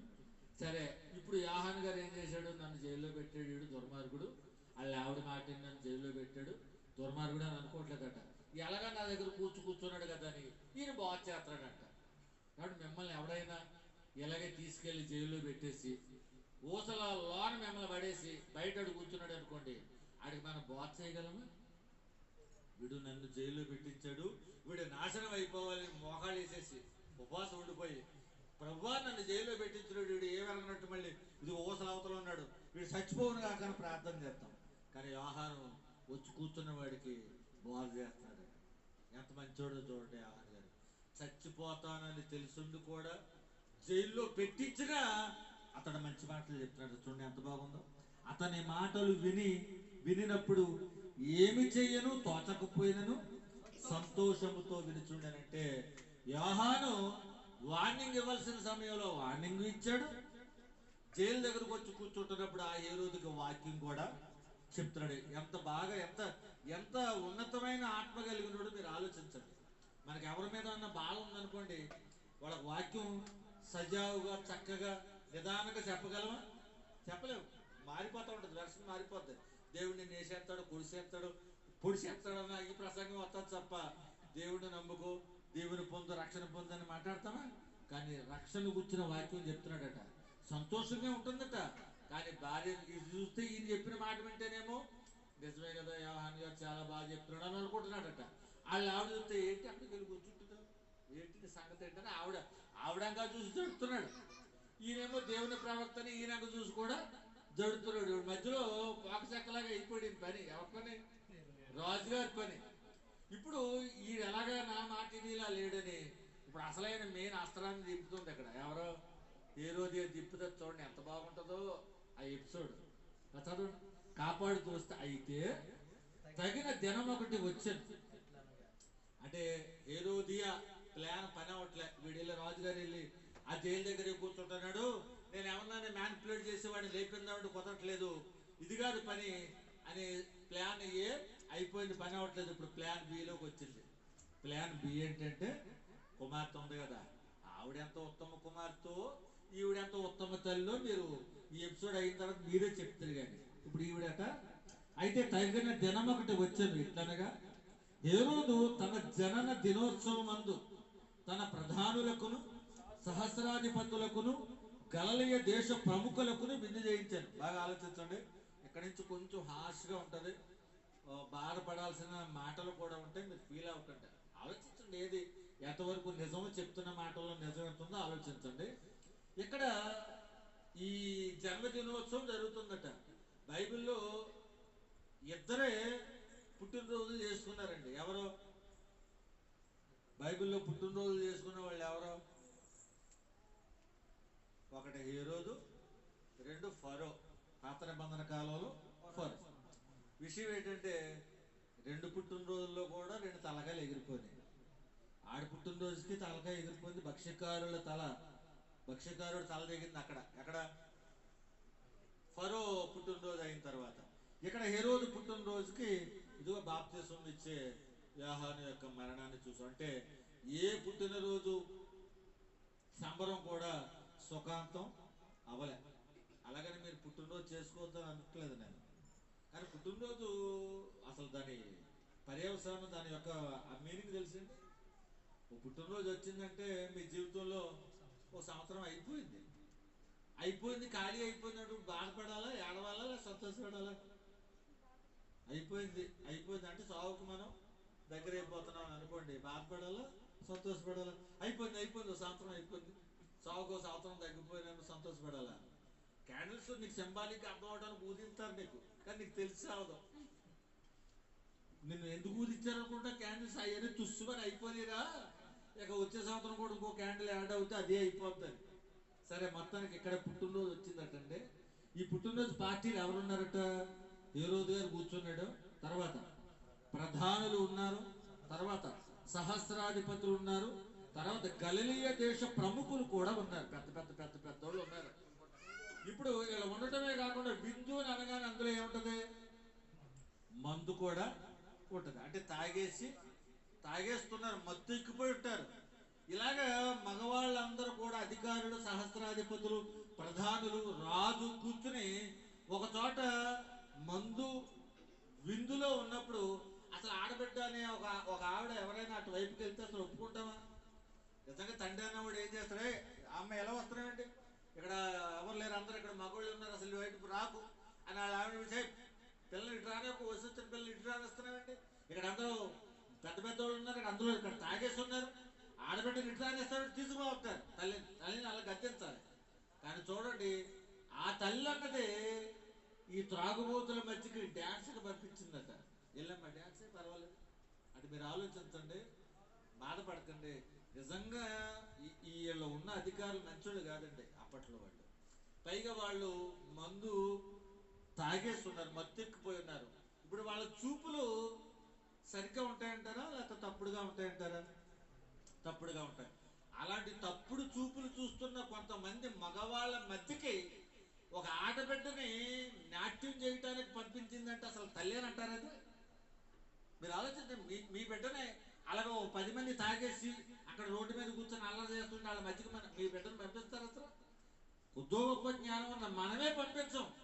కానీ ఆ పరికమాలను చూడండి, డ్యాన్స్ చేయడానికి పంపించిందట. డ్యాన్స్ ఒకటే కదట, చాలా ప్లాన్స్ ఉన్నాయండి ఇక్కడ.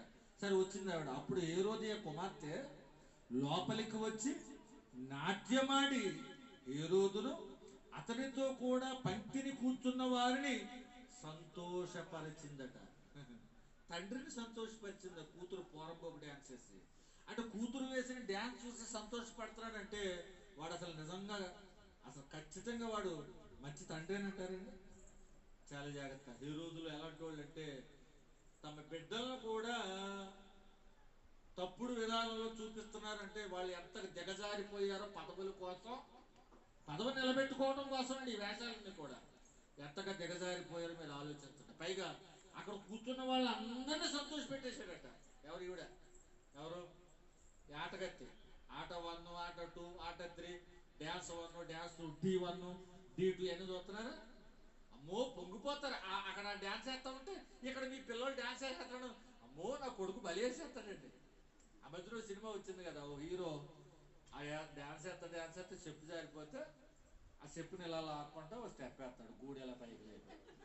నీ కూతురు అలాగే లేకపోతే ఇలాగ వంకర. అమ్మో ఇలాగే వేసేస్తుంది సినిమా. చూసినట్టు వేసేస్తున్నా, సంతోషపడిపో 10 మంది చెప్తున్నావా? సిగ్గులేదు నీకు అసలు? సిగ్గు అడవాలి. నువ్వు కూడా ఏ దాంతో పాటు నువ్వు కూడా అలా చెప్పి ఇలా జాగ్రత్త సిగ్గుపడాల్సిన పని అండి. కానీ పిల్లలకి కావాలని ఇప్పుడు తల్లులే వేస్తున్నారు డ్యాన్స్, ఇంకా పిల్లలు కూడా దేవుడు ఎరుగు. మళ్ళీ టీవీలు ఇంత టీవీలు కాదు, మొత్తం గోడ నిండా గోడ సరిపోతుంది. కావాలని ఇళ్ళ కోసం పెద్ద పెద్ద గోడలు కట్టాల్సిన పరిస్థితులు వచ్చే. హోమ్ థియేటర్లో ఉంటుందండి. ఉంటున్నాయి పెద్ద, లేకపోతే ఇలా మనశ్శాంతి లేదు. డ్యాన్సులు కనుక ఈవేళ మీ పిల్లల్ని భక్తిలో పెంచండి. నీ పిల్లోడు ఆదికాండం నుంచి ప్రకటన గ్రంథం దాకా చెప్పేస్తాడంటే సంతోషపడు. అంతేగాని చెప్పు జారిపోయి స్టెప్ వేసాడంటే కాదు సంతోషపడాల్సింది. లేకపోతే వేరే డ్యాన్సులు వేసాడంటే కాదు సంతోషపడాల్సింది. బైబిల్ వాక్యాలు చెప్తున్నాడు. 119వ కీర్తన మొత్తం వచనాలన్నీ గుర్తుపెట్టేసుకుందండి నా బిడ్డ. మీరు ఏదైనా వచ్చిన వాడారంటే నా కూతురు చెప్పేస్తుందండి, మీరు ఏదైనా వచ్చిన వాడంటే నా కొడుకు చెప్పేస్తాడని దానికి ప్రౌడ్గా ఫీల్ అవ్వడం. అంతేగాని ఇలా చూస్తే చాలండి, ఇలాగే చేస్తాడు నా కొడుకు డ్యాన్స్ అని గొప్పగా మీరేమి చెప్పుకోకండి. దాని వెనకాల సాతాను ఆత్మ ప్రేరేపణ ఉంటుంది. దాని తర్వాత కొన్ని చావులే ఉంటాయి. కనుక ఆట పాట మంచిది కదండి. ఒకనాడు ఇశ్రాయేలు కూడా అదే చేశారట. వాళ్ళు తినుటకు కూర్చుండేది, ఆడుటకు లేచి. వాళ్ళు కూర్చుంటే తిండి, లేగితే ఆట. ఎందుకంటే కూర్చుంటే తినేసేవారు. అది అరగాలంటే ఏం చేయాలి? మళ్ళీ డ్యాన్స్ చేయాలి. అరిగిపోయింది మళ్ళీ కూర్చోవాలి. ఇదే పని. కూర్చుంటే తిండి, లెగిస్తే ఆట. ఈవేళ మన పరిస్థితి కూడా అలాగే ఉందేమో చూసుకోండి. సరే, సంతోష పరిస్థితి ఇప్పుడు రాజు అంటున్నాడండి. వీడు ఎలాంటి ఎంత గొప్ప రాజు చూడండి. వీడట ఈవిడ వేసిన డ్యాన్స్కి, కూతురు వేసిన డ్యాన్స్కి సిగ్గుపడాల్సింది పోయి సంతోషం ఎక్కువైపోయి వీడికి అంటున్నాడట, నీకు ఇష్టమైనది ఏదైనానో నన్ను అడుగుము. వీడు కూతురు ఆఫర్ పెడుతున్నాడు, బంపర్ ఆఫర్. నీకు ఇష్టమైనది ఏదైనా నన్ను అడుగు, నేను నీకు ఇచ్చేదనని ఆ చిన్నదానితో చెప్పాను. మళ్ళీ ఎంతవరకు అనుకునేమో, ఏదో చిన్నదా పనుమని అనుకోకు. నువ్వు ఎంతవరకు అడగొచ్చు అంటే, మరియు నీవు నా రాజ్యంలో సగము మట్టుకు ఏమి అడిగినను నీకు ఇచ్చేదనని అతడు ఆమెతో ఒట్టు పెట్టుకునేను. కూతురు డ్యాన్స్కి మైమరిచిపోయి ఏమంటే రాజ్యంలో సగం ఇచ్చేస్తాడని అంటాడంట. వీడు ఎలాంటి తండ్రి మీరు ఆలోచించండి. నువ్వు రాజ్యం ఒక అమ్మాయి డ్యాన్స్కి రాజ్యంలో సగం రాసి ఇచ్చేస్తే ఇంకోటి ఎవరితో రాసి డ్యాన్స్ అయితే దానికి ఇంకో సగం ఇచ్చేస్తాడు. ఇంక ఈడేమి మిగిల్చుకుంటాడు ఇంకా. ఇప్పుడు అంతే కదండి. అంటే ఎవరో వేసిన నాట్యాన్ని చూసి నువ్వు రాజ్యంలో సగం రాసి ఇచ్చేస్తానన్నావు అంటే అసలు ప్రజల మీద, ప్రజాభారం నీకు ఏముంది? ప్రజల పరిపాలన మీద ఏం అవగాహన ఉంది నీకు? ప్రజల బాగోగుల మీద నీకు ఏం అవగాహన ఉంది? ఒక డ్యాన్స్ చూసి రాజ్యాన్ని సగం రాసి ఇచ్చేస్తావా? అది బాధ్యత కలిగిన ఒక రాజు మాట్లాడవలసిన మాటనా? ఏదైనా వీళ్ళకి ఏదైనా బహుమతి ఇవ్వాలనుకుంటే ఏదో టీ, ఒక వస్తువు లేకపోతే ఏదైనా హారం ఇస్తావో, ఏదైనా దండ ఇస్తావో, ఏదో టీ మర్యాద కోసం. అంతేగారు ఒక డ్యాన్స్ చూసి రాజ్యంలో సగం ఇచ్చేస్తానన్నావంటే నీకు ప్రజల మీద అభిమానం ఏముంది నీకు? అప్పుడు ఆవిడ నిజమే రాజ్యంలో సగం వచ్చేస్తుంది కదా, మా నాన్న బంపరాబరి ఇచ్చాడు అని అనుకోవచ్చు కదా. ఇప్పుడు ఈవిడేం చేసిందట, అమ్మగారి దగ్గరికి వెళ్ళిన అమ్మ ఎంత మంచి అమ్మో, ఎంత చక్కని డైరెక్షన్ ఇస్తా చూడండి. అమ్మ వెళ్ళిందట చూడండి. గనుక ఆమె వెళ్ళి నేనేమి అడిగేదను అని తన తల్లిని అడుగగా, అమ్మ మరి బంపర్ ఆఫర్ పెట్టాడు, రాజ్యంలో సగమైన ఇచ్చేస్తా అన్నాడు, అడిగేద్దామా అంటే ఆవిడ అంటుంది చూడండి ఏముందో చూడండి. కనుక ఆమె వెళ్ళి నేనేమి అడిగేదనంటే తన తల్లిని అడిగాక ఆమె బాప్తిస్మమిచ్చు యోహాను తల అడుగమ్మ బుజ్జి అంద. ఇదేంటంటే ఇప్పుడు మీరు తింగరగా అడిగిందంటారా తెలివితేటలుగా అడిగిందంటారా చెప్పండి. ఏడేరా యాహాను తల అడుగుతూ యాహాను తల వల్ల ఏం కలిసి వస్తుందండి? పగసాలాడితే ఏం కలిసి వస్తుందా? రాజ్యంలో సగం నీకు ఎక్కువ కలిసి వస్తుందా? ఎవడో ఒకటి తలకాయ కలిసి వస్తుంది నీకు? అటు ఈవిడ ఉద్దేశం అని తెలుసా? మీ బాబు పెచ్చోడే, ఆడేదో ఆడి దగ్గర ఉందనుకుంటున్నాడు. ఆల్రెడీ ఈ రాజ్యం ఎప్పుడో మందే. ఆడేదో నేను ఇంకా రాజుని, నాకేదో ఇంకా సగం ఇస్తాను లేకపోతే ఇంకో సగం దాచుకుంటాను అనుకుంటున్నాడు. అక్కడికి అంత సీన్ లేదు. రాజ్యం ఎప్పుడో మందే. మనకు కావాల్సింది ఈ రోజున ఏంటంటే రాజ్యం కాదు, పగ చల్లారటం ముఖ్యం. అంటే పగని నేర్పుతుందటండి బిడ్డకి. ఎవరైనా నువ్వు బయట దెబ్బలాడి వస్తామ్మా, తప్పమ్మా, అలా దెబ్బలాటికి వెళ్ళకూడదమ్మా, కొట్టుకోకూడదమ్మా, నువ్వు అనకపోతే వాళ్ళేమో అనరు కదమ్మా అని చెప్తాం మానేసి తలడుగు తలడుగు. ఏమంటే రాజు బాప్తిసం ఇచ్చే యోహానుని చంపేయండి, మాకు ఆయన పట్ల భారం ఉంది, ఆయన మాకు ఇష్టంగా మాట్లాడలేదు, చంపే అనొచ్చండి. కానీ ఇంకేం అడుగుతుందో చూడండి ఇవిడ. బాప్తిసం ఇచ్చి యోహాను తలడుగమనెను. వెంటనే ఆమె త్వరగా రాజును వచ్చి, ఇక్కడ ఈ త్వరగా అనే మాట మీరు క్యాచ్ చేయాలి. అలా ఇక్కడ ఈ ఆఫర్ పెట్టగానే వెళ్ళిపోయింది అమ్మగారి దగ్గరికి. వెళ్ళిపోయి అమ్మ మరి రాజ్యంలో సగం ఇచ్చేస్తాడు, ఏం చేయాలంటే ఏం వద్దునైనా ముందు కరెక్ట్ స్పీడ్గా వెళ్ళిపోయి యాహం తల అడిగా ఉంటాయి. ఈ బిడ్డ కూడా ఇదేంటమ్మా అంత మాట యాహం తల మనకి ఎందుకమ్మా, ఆయన ప్రవక్త అంటే ఇదే వాళ్ళ దాన్ని త్వరగా వచ్చేసిందంట అడగటానికి. అంటే త్వరగా వచ్చిందంటే ఎందుకు వచ్చిందంటారు?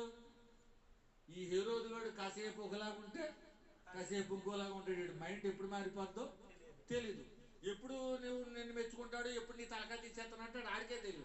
అమ్మ మీ బాబు మూడు ఇంకా మారిపోగానే వెళ్ళిపోయి ఈ ఆఫర్ పెట్టేయమనగానే అప్పుడు త్వరగా వచ్చేసి ఏం చేసిందట అతడు త్వరగా వచ్చి బాప్తిస్మం ఇచ్చి యోహాను తల ఎవడు అక్కడ చప్పించే అని వచ్చండి. కానీ తల నీకు పళ్ళులో పెట్టి నీ ముందుకు తీసుకురావాలా? ఎవడు ఒక మనిషి తల చంపబడి నరకబడిన తల చూడటానికి అంత బాగుంటుందా? అసలు మనం చూడగలమా? ఎక్కడైనా యాక్సిడెంట్ అయితేనే అసలు మనం సరిగ్గా చూడలేమే. నీ అంతటా నువ్వు తలకాయ కోరుకుని పైగా నీ కళ్ళ ముందు ప్లేట్లో పెట్టి తీసుకురావాలి అని కోరుకుంటున్నావంటే ఇది ఎంత పైశాచికమైన సైకాలజీ కలిగి ఉందో. పైగా ఆడబిడ్డలు అనేవాడు సహజంగా ఎలా ఉండాలి? మృదువుగా ఉండాలి. అంతేనమ్మా? మంచిగా నిజంగా మృదువుగానే ఉంటారా? ఆడబిడ్డలందరూ మృదువుగా ఉంటారండి. మగవాళ్ళు చేసిన మర్డర్లో ఉన్నాయి బైబిల్లో, ఆడపిల్లలు చేసిన మర్డర్స్ కూడా ఉన్నాయి. ఒక ఆయన రాజుగారు ఎలా సైడ్ పూజలో పడుకున్నాడట. మసివీళ్ళు అడిగాడట, మేగడిచ్చిందట, పాలు మేగడిచ్చిందట. అమ్మో నేను మంచినీళ్ళు అడిగితే ఇవిడ అక్కడ పాలు మేగడ తెచ్చిచ్చింది, నేను రాజును కాబట్టి అని అనుకున్నాడు ఆయన పెచ్చోడు. ఆయన మేగడ గట్ట తినేసి ఫుల్గా పాలు తాగేస్తే మత్తు వచ్చేది కదండి. ఓ సైడ్ పూజలో పడుకున్నాడు. అప్పుడు గుడారపు మేకు టిప్టా పీసేటప్పుడు ఆ తాడు తీసుకెళ్ళి ఒకసారి ఇంత పొడుగు మేకు దగ్గేసి తాడు కడతాను చూసారా, ఆ గుడారపు మేకు తీసుకొచ్చి సైడ్ పూజలో పడుకున్నవాడికి తలకాయలో ఇక్కడ పెట్టి సుత్తుతో కొడితే ఇక్కడి నుంచి దిగిపోయి నేలలో దిగిపోయిందంట. ఆడపిల్ల బొత్తికి ఎలాంటి ఎంత కఠినంగా ఆలోచిస్తారంటారా? ప్లేట్లో కావాలి మీకు ఏమ్మా, ప్లేట్లో అంత అంత కఠినంగా ఉన్నావా ఒక ఆడబిడ్డకు? తప్పు కదండి. నాకు ప్లేట్లో కావాలి ఇప్పుడే ఇప్పుడే నాకు ఇప్పింప కోరుతున్నానని చెప్పారు. రాజు బహుగా ఒక పల్లి మంచోడి కింద కనపడుతున్నాడు చూసారా. కాసేపు ఏమో చెడ్డోడిగా కనపడుతున్నాడు, కాసేపు ఏమో మంచోడిగా కనపడుతున్నాడు. అంటే అర్థం ఏంటంటే ఈ హేరోదు పులిసిన పిండి మీలో ఉండకూడదు అనే మాట అర్థం ఏంటంటే మనం కూడా కాసేపు మంచోళ్ళు, కాసేపు చెడ్డోళ్ళు. దైవజనుడి మాట వినేసి అబ్బో పాస్టర్ గారు ఎంత బాగా చెప్తున్నాడు. ఇక్కడ రెండు రకాల సంతోషాలు ఉన్నాయి చూడండి, మీరు అబ్జర్వ్ చేశారు లేదు? ఎక్కడెక్కడ ఉన్నాయి? 20 వచనం మధ్యలో చూడండి. అతని మాటలు వినినప్పుడు ఏమి చేయను తోచకపోయినను సంతోషంతో వినుచుండెను. అంటే హేరోదుకి దేవుని వాక్యం వినటం కూడా సంతోషమే.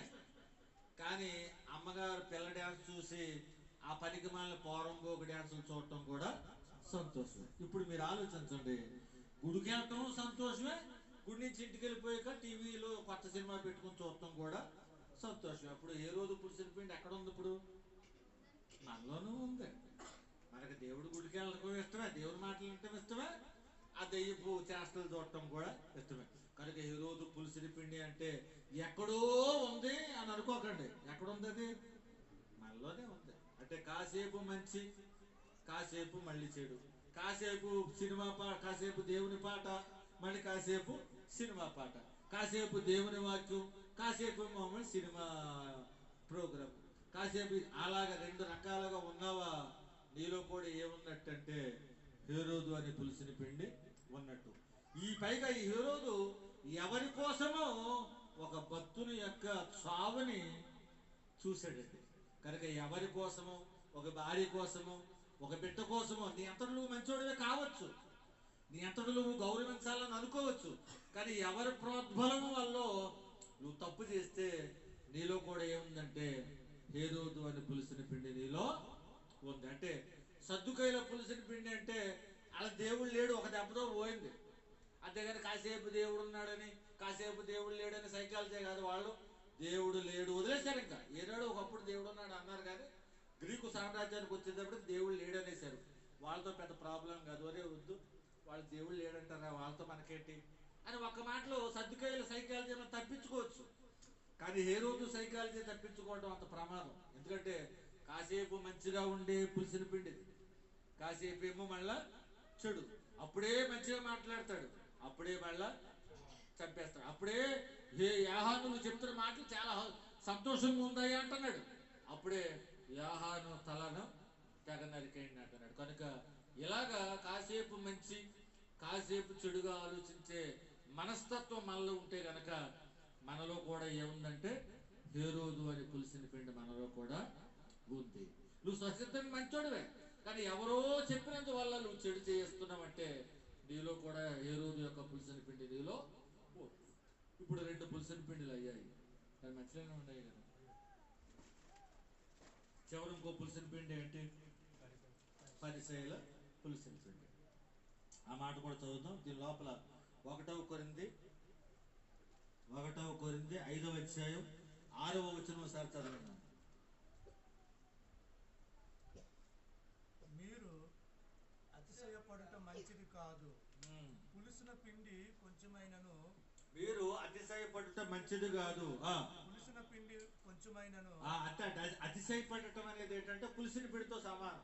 అలాంటి అతిశయం మీలో కొంచెం ఉన్నా చదువు ముద్దంతయు పాడు చేసేది. ఇప్పుడు పులిసిన పిండి తీయని పిండిలో 3 కుంచాల పిండి ఉందనుకోండి, 3 కుంచాల పిండిలో కొంచెం పులిసిన పిండి కలిగితే చల్లారేటప్పటికి ఏమైపోద్ది? మొత్తం 3 కుంచాల పిండి కూడా పులిసిపోద్ది. కనుక కొద్దిపాటి అతిశయం, కొద్దిపాటి గర్వం, రాత్రి చెప్పుకున్నాం కదా, కొద్దిపాటి అసూయ ఉన్న మన బ్రతుకంతా కూడా ఏమైపోద్ది అంటే నాశనం అయిపోద్ది. మళ్ళా గలతీ పత్రిక 5వ అధ్యాయం 9వ వచనం కూడా చదవండి.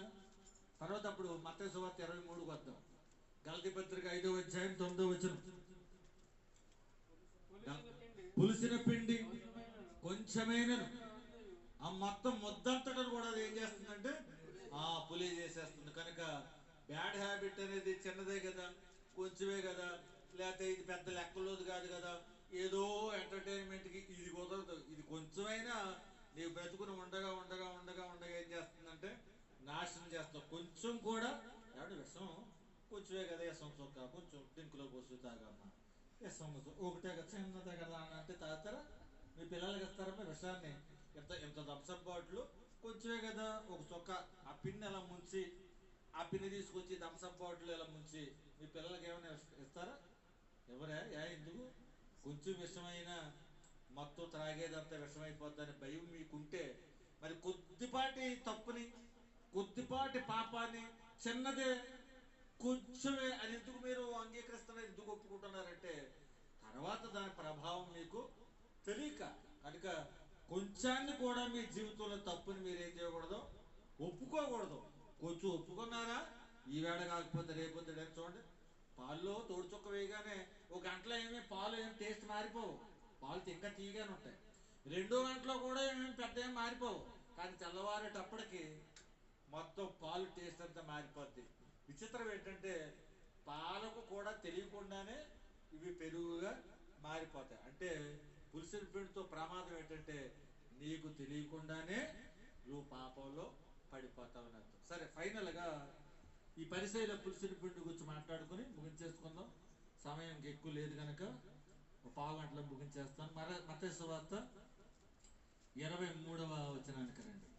ఇక్కడ చాలా పులిసిన పిండులు ఉన్నాయి మత్తయి సువార్త 23లో. ఇదంతా ఈ చాప్టర్ అంతా మీరు తర్వాత ఇంటికి వెళ్ళాక చదువుకోండి. ఈ చాప్టర్ అంతా కూడా ఈ పరిశైలు కూర్చొని రాశాడు. వీళ్ళు ఎలాంటి వారు, వీళ్ళు అలాంటి క్యారెక్టర్ కలిగిన వాళ్ళు. నేను చదువుకు వెళ్ళిపోతాను, మీరు చూస్తూ ఉండండి. నేను అవసరమైన చోట ఆగి కొంచెం ఎక్స్ప్లెయిన్ చేస్తాను. మత్తయి సువార్త 23వ అధ్యాయం. అప్పుడు యేసు జనసమూహముతోను తన శిష్యులతో ఇట్లనెను, శాస్త్రులను పరిసయ్యులను మోషే పీఠమందు కూర్చుంటారు కనుక వారు మీతో చెప్పు వాటిని అన్నిటిని అనుసరించి గైకొనుడు, అయినను వారి క్రియల చొప్పున చెయ్యొద్దు. ఎందుకంటే పరిసయ్యులు చెప్పడానికి మంచి మాటలే చెప్తారు కానీ క్రియలు మాత్రం బాగోవు. అంటే పరిసయ్యుల పులిసిన పిండిలో మొదటి పాయింట్ ఏంటంటే వాళ్ళ క్రియలు మంచివి కావు. తర్వాత బోధకులు అనిపించుకోవాలను, పెద్ద పెద్ద స్థానాలు కోరుకోవటం, తండ్రి అని పిలిపించుకోవటం, ఇలాగ లేనిపోయిన పేర్లతో పిలిపించుకోవటం వీళ్ళకి బాగా అలవాటు. తర్వాత 13వ వచనాన్ని చూస్తే వేషధారులైన శాస్త్రులారా పరిసయ్యులారా అని ఉంది. అంటే పరిసయ్యుల పులిసిన పిండిలో ఇంకొక క్యారెక్టర్ ఏంటంటే వీళ్ళ లోన ఒకలాగా ఉంటారు, పైన ఒకలాగా ఉంటారు. మీరు చూడండి, ఒక్కోసారి ఆ మధ్యలో క్రికెట్లో మ్యాచ్ ఫిక్సింగ్స్ జరిగినాయి అని అంటారు. అంటే ఈ ఆటగాడు మన దేశం తరపున ఆడుతున్నట్టుగా కనపడతాడు, కానీ ఎవరికి ఆడతాడు? ఎవడైతే శత్రు దేశం వాడు వీటికి డబ్బు ఇచ్చాడో వాడిని గెలిపించడానికి ఆడతాడు. అంటే ఈ వేషధారితో ఇంకా ప్రమాదం. ఇప్పుడు శత్రువు ఉన్నాడు అనుకోండి, వాడు శత్రువు అని నీకు తెలిస్తే నువ్వు వాడితో కలబట్టడానికో జాగ్రత్త పడటానికో సిద్ధపడతావు. కానీ వేషధారితో ప్రమాదం ఏంటంటే వీడు శత్రువు అని నీకు తెలియకుండానే నీ ప్రక్కనే ఉండి నిన్ను ఏం చేస్తాడంటే నిన్ను ముంచేస్తాడు. వీళ్ళతో ఇంకా ప్రమాదం. కనుక వేషధారులైన శాస్త్రులారా పరిసయ్యులారా, మీరు మనుషుల ఎదుట పరలోక రాజ్యాన్ని ఏం చేస్తున్నారంటే వీళ్ళు మూయుదురు. పరలోక రాజ్యమును మూయుదురు, మీరందులో ప్రవేశింపరు, ప్రవేశించు వారిని ప్రవేశింపనివ్వరు. బాగా ఆలోచిస్తారు. పరిసయ్యుల పులిసిన పిండిలో ఉన్న ప్రమాదం ఏంటంటే వీళ్ళ పరలోక రాజ్యం వెళ్ళరు, వెళ్ళే వాళ్ళని వెళ్ళనివ్వరు. చూడండి, ఎవడైనా గుడికి వచ్చేటప్పుడు అమ్మ గుడికి వెళ్దాం రా అని జత ఎవడో తీసుకురాడు. ఒకడు సినిమాకి వెళ్ళాలంటే జత, ఎక్కడైనా త్రాగుడికి వెళ్ళాలంటే సింగిల్ వీళ్ళు తాగలేరు, సింగిల్ వీళ్ళు సినిమా చూడలేరు, కానీ సింగిల్గా మాత్రం గుడికి వచ్చేస్తారు. అదో కనుక పరిసయ్యులు మిమ్మల్ని పరలోకానికి వెళ్ళనివ్వరు, వాళ్ళు వెళ్ళరు, మిమ్మల్ని వెళ్ళనివ్వరు. ఇదోటి జాగ్రత్త. తర్వాత 15వ వచనం చూడండి. అయ్యో వేషధారులైన శాస్త్రులారా పరిసయ్యులారా, ఒకరిని మీ మతములో కలుపుకొనుటకు, అంటే ఒక్కరిని పాడు చేయటానికి వీళ్ళు ఎంత ప్రయత్నం చేస్తారంటే మీరు సముద్రమును భూమిని చుట్టూ వచ్చేస్తారు. అంటే ఒక్కడిని తమ మతంలో చేర్చుకోవడానికంటే ఒకరిని పాడు చేయటానికి మొత్తం భూలోకం అంతా తిరిగేస్తారంట. నువ్వు ఒక ఆత్మను రక్షించడానికి పక్కింటికి వెళ్ళి సువార్త చెప్పి రామంటే నువ్వు వెళ్ళవు. పక్కింటి ఆవిడికి సువార్త చెప్పమంటే చెప్పవు, కానీ ఒకటి పాడు చేయడానికి వీళ్ళు అంత లెక్క తిరుగుతారట, మొత్తం సముద్రాలు తిరిగేస్తారట, భూమి అంతా తిరిగేస్తారట. అంటే వాళ్ళ యొక్క తప్పుడు బోధని చెప్పడానికి వాళ్ళంత కష్టపడి పనిచేసి ప్రజలు ఏం చేస్తున్నారు? పాడు చేస్తున్నారు. అంటే పాడు చేసేవాడే అంత కష్టపడుతున్నాడు అంటే ఒక ఆత్మను రక్షించే మనం ఇంకెంత కష్టపడాలి?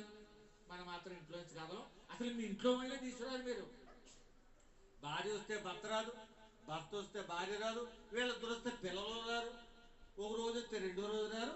అబ్బోయి వేళ మాత్రం గుడి ఫుల్లు. 3 రోజుల నుంచి జరుగుతున్నాయి అక్కడ ఆరాధన. కొంతమంది తెలవదు పాపం, కొంతమంది తెలిసినా రాలేదు. 4వ రోజు చూస్తున్నారు ఎలా నాకు వేళ ఈడ 3 రోజుల నుంచి వచ్చింది, ఈయనేనా చెప్పింది అని. కొత్తగా ఉన్నానమ్మా నేను. కొంతమంది కొత్తగానే ఉంటారులే. సరే వినండి, వీళ్ళు మతంలో కలపడానికి భూలోకం సముద్రం అంతా చుట్టి పాడు చేస్తున్నాడు. తర్వాత అందులైన మార్గదర్శకులారా అంటున్నాడు 16. తర్వాత కిందకు వచ్చేటప్పటికి మళ్ళా పుదీనాలోను సోపులోను 23లో జీలకర్రలో 10వ వంతు ఇస్తారు, కానీ దేవుని మాట మాత్రం వీళ్ళు వినరు. మొత్తానికి వీళ్ళు ఎలాంటి వాళ్ళు అంటే పరలోక రాజ్యానికి వెళ్లకుండా మనల్ని పక్కగా జరిపేస్తారు. ఇక్కడ మీరు ఆలోచించండి, ప్రసంగం ప్రారంభంలో మాట చెప్పాను, ముగించేస్తున్నాను. సద్దుకాయల పులిసిన పిండి అంటే ఏంటి? ఒకప్పుడు దేవుడు ఉన్నారు అన్నారు, కానీ ఈవేళ స్వప్రయోజనం కోసం దేవుడు లేడు అన్నారు. వీళ్ళతో పెద్ద ప్రమాదం ఏం లేదు, ఎందుకంటే ఉన్నాడని ఒక మాట, లేడని ఒక మాట మాట్లాడి కూడా ఏం కాదు. వీళ్ళు లేడంటారు, లేనట్టుగానే ఉంటారు. వీళ్ళతో పెద్ద ప్రమాదం లేదు. సరే, ఇక్కడ మిగిలిన 2 కేటగిరీస్ ఏంటంటే హేరోదు పులిసిన పిండి, పరిసయ్యుల పులిసిన పిండి. హేరోదు అనే పులిసిన పిండితో పెట్టుకుంటే ఎలా ఉంటుందంటే, వాడు ఒక దేవుని బిడ్డను కూడా వాడు చంపడానికి వెనుతీయకుండా చంపించేశాడు. ఎవరిని? యోహాను. ఈ పరిసయ్యులు ఒకడిని పరలోకం వెళ్లకుండా వీడి దారి తప్పించేస్తున్నాడు. మీరు ఆలోచించండి, ఇప్పుడు హేరోదు పులిసిన పిండి ప్రమాదమా, పరిసయ్యుల పులిసిన పిండి ప్రమాదమా? ఏంటంటే హేరోదు లాంటితో అవసరమైతే మన ప్రాణమే పోతుంది, కానీ మన ఆత్మ పరలోకంలో ఉంటుంది. కానీ పరిసయ్యుడితోటి నీ శరీరానికి ఏ నొప్పి ఉండదు, నీకు ఎన్ని లచ్చలు కావాలంటే లచ్చలిస్తాడు, కానీ నీ ఆత్మను మాత్రం వీడు పరలోకానికి వెళ్ళనివ్వడు. కనుక హేరోదు అనే పులిసిన పిండి కంటే కూడా పరిసయ్యులు అనే దొంగ బోధ అనే పులిసిన పిండి చాలా ప్రమాదం. ఇవాళ చాలా మంది బోధకులు అబద్ధ బోధకులు అయిపోయి. మీరు అనుకుంటున్నారు బైబిల్లో వచ్చినాలే కదండి చెప్తున్నాడు, బైబిల్లో రెఫరెన్స్లే కదండి చెప్తున్నాడు అంటే, అవును, సైతాను కూడా బైబిల్లో రెఫరెన్స్లే చెప్తాడు. కనుక మీరు వింటున్న బోధ అబద్ధ బోధ, నిజమైన బోధ, మీ దైవ సేవకుడు చెప్తున్నది జాగ్రత్త మీరు ఆలకించగా లేనిపోని అబద్ధ బోధల వైపుకి తిరిగారా, హేరోదు పులిసిన పిండి కంటే ప్రమాదం. ఎందుకంటే ఒక దెబ్బతో పోయేది, శరీరానికి మాత్రమే హాని చేయగలడు ఎవరు? హేరోదు. కానీ పరిసయ్యుడు నీ ఆత్మను యుగయుగాలు నరకానికి నడిపిస్తాడు. కనుక పరిసయ్యుడు అనే పులిసిన పిండితో అంటే అబద్ధ బోధతో ఇంకా ఎక్కువ ప్రమాదం ఉంది. కనుక అనుక్షణం దేవుడు లేడనే వాళ్ళతో జాగ్రత్తగా ఉండండి. కాసేపు దేవుడి మాట, కాసేపు దెయ్యం మాటలు మాట్లాడే హేరోదు లాంటి వాడితో జాగ్రత్తగా ఉండండి. బొత్తిగా మిమ్మల్ని నరకానికి నడిపించే పరిసయ్యుడితో ఇంకా జాగ్రత్తగా ఉండండి. అటువంటి జాగ్రత్త మీరు కలిగి దేవుని రాజ్య వారసులు కావాలని ప్రభు పేరట మిమ్మల్ని దీవిస్తూ ఈ మాటలు ముగిస్తున్నాను. దేవుడి మాటలు దీవించును గాక.